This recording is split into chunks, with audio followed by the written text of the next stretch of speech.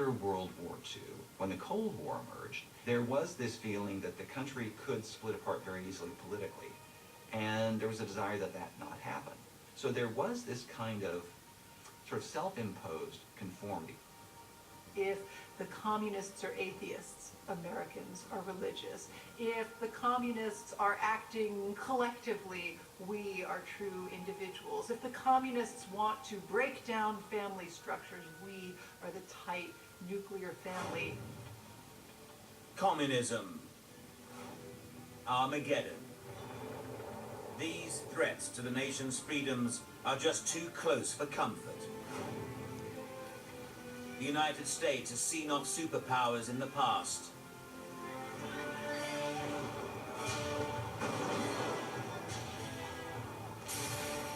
Digging deep to defend American interests. Maybe the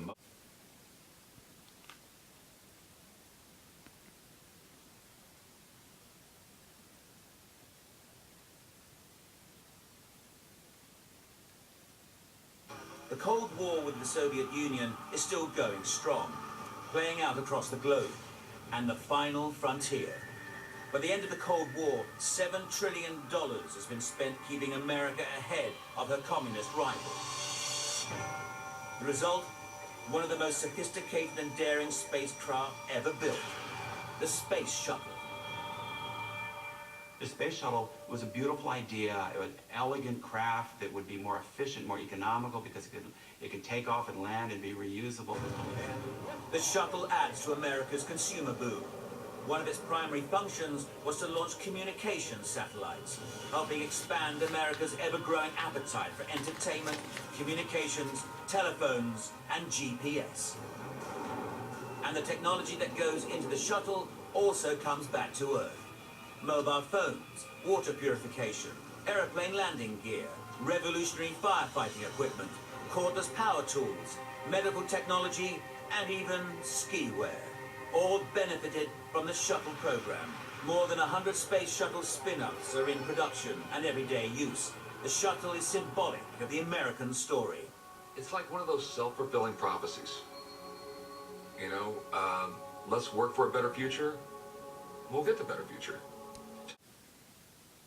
Just 3 years after the Challenger disaster, the Cold War is over, and so is the space race. While one generation has dreamed of their future in outer space, the next will create theirs on a new frontier, cyberspace.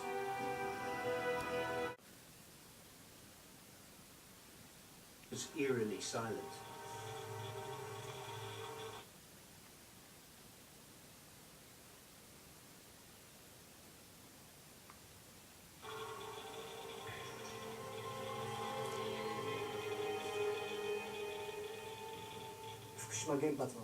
The inside of the Fukushima power plant really did resemble something from a monster movie. Suzu and his team brave the dangers and spend days spraying water onto the spent fuel pools on site. He wears 2 radiation suits to protect him from fallout. I was wearing these protective suits for 7 hours and it was excruciatingly hot. So hot that the sweat was dripping out of the filter in the breathing mask onto the ground. It was hell. I couldn't drink any water or go to the toilet. It was incredibly stressful. While Ichiro Suzu and his team struggle to maintain control at Fukushima, the water they spray onto the plant is washing radiation into the ocean.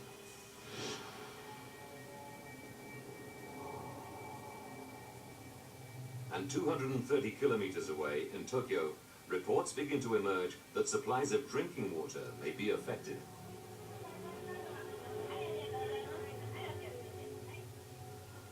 The Prime Minister must now consider increasing the evacuation zone to 250 kilometers. It would mean ordering 30 million people, including the whole of Tokyo, to abandon their homes. This would be an unprecedented decision, one that no government has made in modern history. What happens when you take a...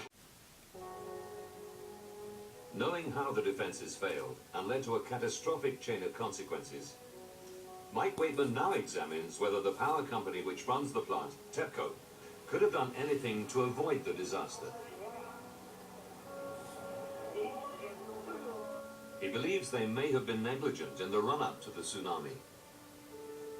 In 2002, TEPCO took part in a study into the impact of tsunamis on power plants.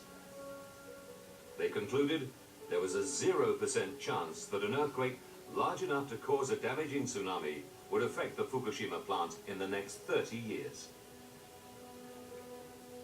They were wrong.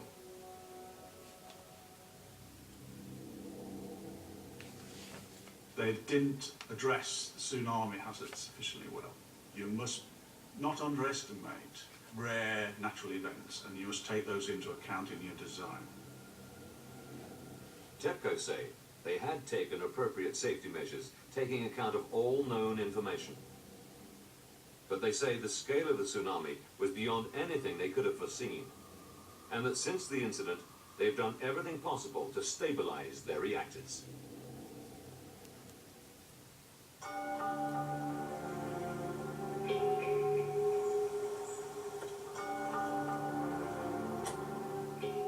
After the disaster, the fallout from how it was handled spreads far and wide. Residents like Eriko believe they were told too little, too late about the potential dangers caused by the explosions. They blame both the power company TEPCO and the government. There was absolutely no information about radiation. The only information we were getting was about expanding the evacuation zone. The government itself struggled to ensure the release of information. The Prime Minister was personally committed to being open, but he was dependent on his advisors.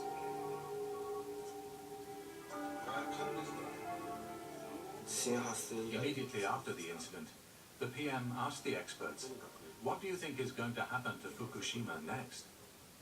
None of the experts could give clear answers.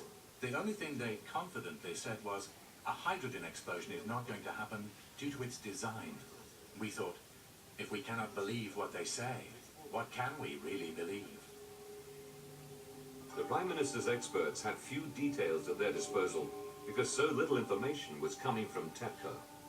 What did the people in close connection with the Fukushima nuclear plant, such as TEPCO, really know? And did they share all their knowledge with the government? Prime Minister Naoto Kan was caught up in events beyond his control. 5 months after the tsunami, he was forced to resign, with no end to the Fukushima disaster in sight.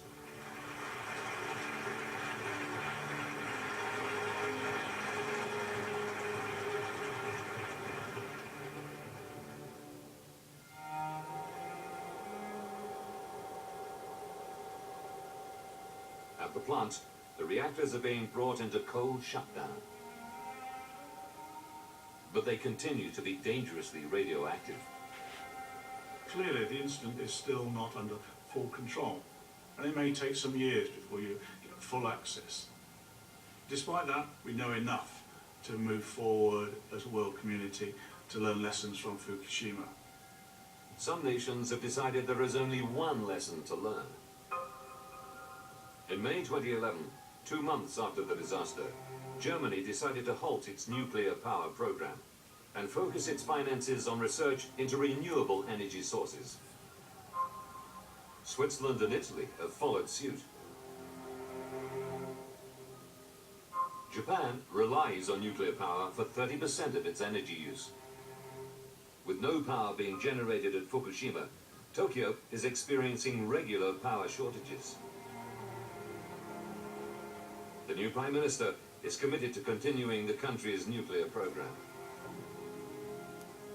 At Fukushima, the workers who stayed to wrestle control of the plant and firemen like Ichiro Suzu, the true heroes of this event, have been given the all-clear from medics. But again, it may take some years before the full consequences are known. Teacher Eriko never made it further than the airport. She's now living in a flat with her family, some 80 kilometers from the plant.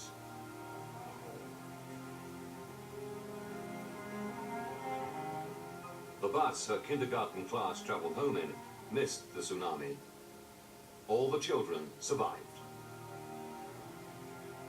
In the area around Fukushima, the disaster's effects will remain for many years to come. An exclusion zone 20 kilometers around the plant is still being enforced. All farms are abandoned. 4 centimeters of radioactive topsoil must be removed from every plot of fertile land. Until then, no crops can be grown again. It could be 10 years before 100,000 people in evacuation centers across the region will be allowed to return to their homes.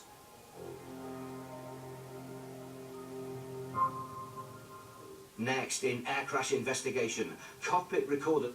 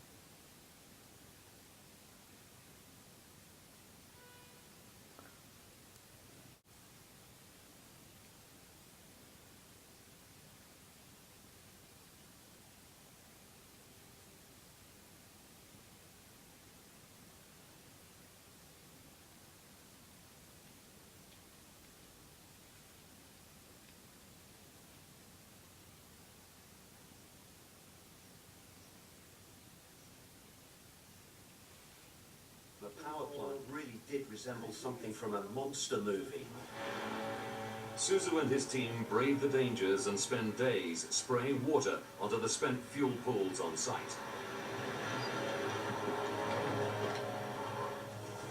He wears 2 radiation suits to protect him from fallout.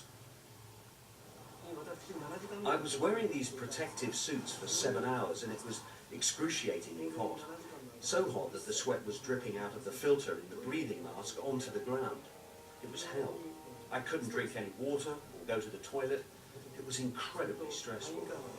While Ichiro Suzu and his team struggle to maintain control at Fukushima, the water they spray onto the plant is washing radiation into the ocean.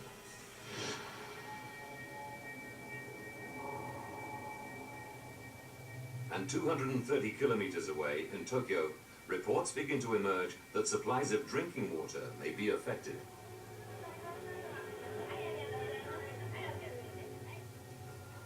The Prime Minister must now consider increasing the evacuation zone to 250 kilometers.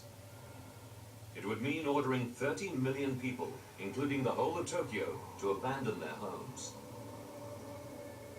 This would be an unprecedented decision, one that no government has made in modern history. It was eerily silent.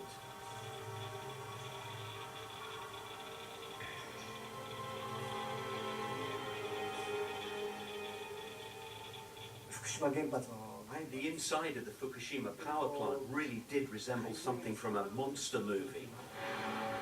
Suzu and his team brave the dangers and spend days spraying